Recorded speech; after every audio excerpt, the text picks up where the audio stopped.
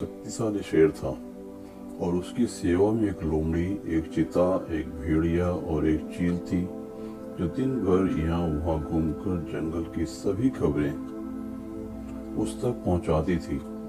जंगल के बाकी जानवर इन चारों को चापलूस कहते थे क्योंकि ये सभी आलसी थे और शेर के टुकड़ों पर अपना जीवन आराम से बिता रहे थे। एक दिन चीते ने सड़क के पास बैठे हुए एक ऊंट के बारे में शेर को बताया और कहा कि वह इंसानों द्वारा पाले जाने के कारण स्वादिष्ट मांस वाला एक बढ़िया भोजन हो सकता है। शेर वहां गया और पाया कि ऊंट कमजोर और बीमार था।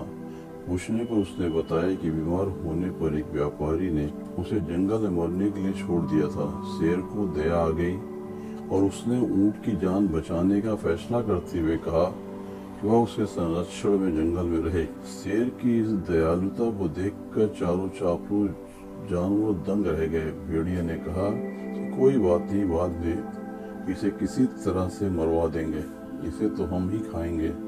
अभी जंगल के राजा का आदेश मान लेते हैं। ऊंट उसी जंगल में हरी घास खाते खाते कुछ ही दिनों में बिल्कुल स्वस्थ हो गया। वह शेर का बहुत आदर करता था।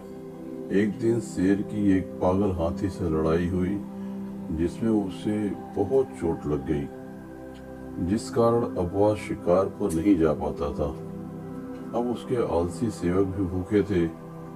एक दिन उन दुष्टों का ध्यान स्वस्थ ऊंट पर गया और उसे खाने की एक तरकीब सोची। उसने पहले भेड़िए से कहा कि महाराज, आप भूखे हैं इसलिए आप मुझे खा लीजिए। फिर एक एक करके चील, लोमड़ी और फिर चीते ने शेर का भोजन बनने का प्रस्ताव दिया।